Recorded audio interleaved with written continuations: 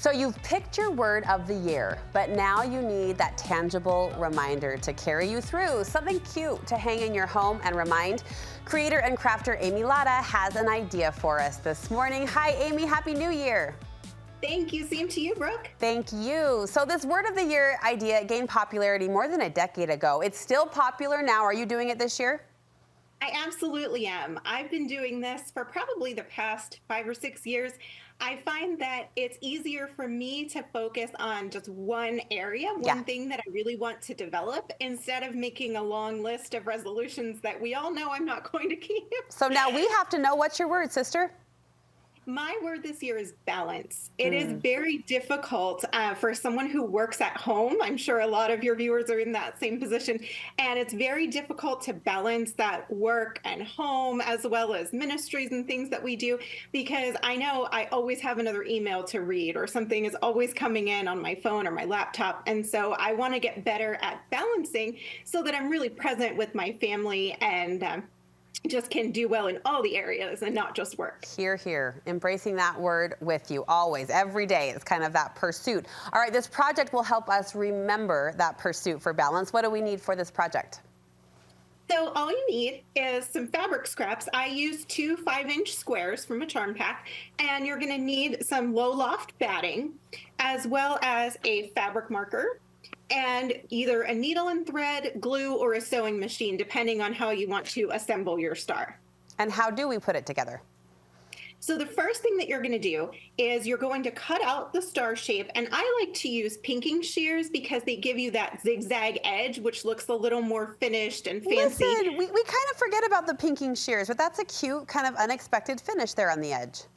Yeah, I really like the way that it looks. So I cut out 2 identical stars for the front and the back from my fabric, and I also cut out a star shape from the batting. Okay. And then you make a little sandwich out of it. So the batting is the bologna, and then you're going to put one of your stars on each side.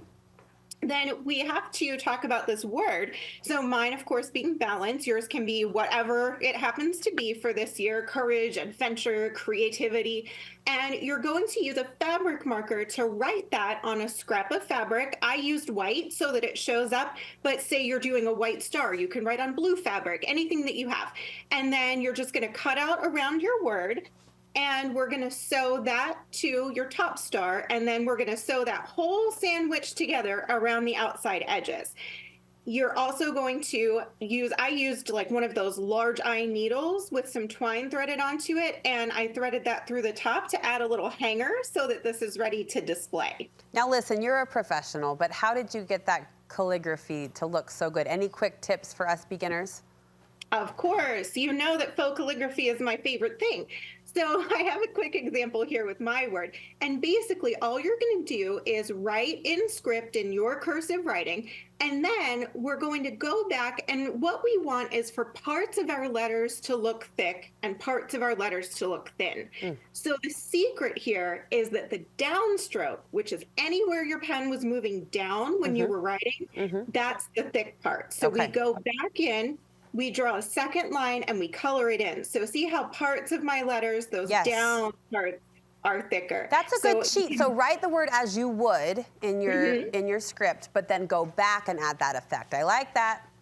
Exactly. Super easy. You can do it with any kind of writing utensil, which is really fun. So we can do it on fabric with a fabric marker. We can do it with paint pens and markers. We can do it with a pencil. So, you know, make your notes look fancy, or your grocery list, but you can practice this skill anywhere. Amy, where are you putting this star, this reminder of your word of the year, in your home?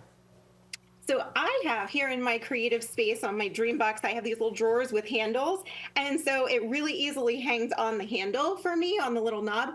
But you can also put it on your mantle. You can hang it from your mirror. If your whole family gets involved with this, which it would be really fun to do, you can make a little garland. Just instead of putting the hanger on it, take a big long piece of twine and then get some little clippies, and you can clip everybody's stars. And then you have a little decorative garland that reminds you what everybody's working on this year. I love that. We do this and have the visual reminder. My girlfriend also told me the other day she went through her computer, her password app, and reset all of her passwords to her word of the year so that she has to type it, right, to reinforce the idea. I like both of these suggestions. Amy, where can we learn more from you or see more of your inspiration?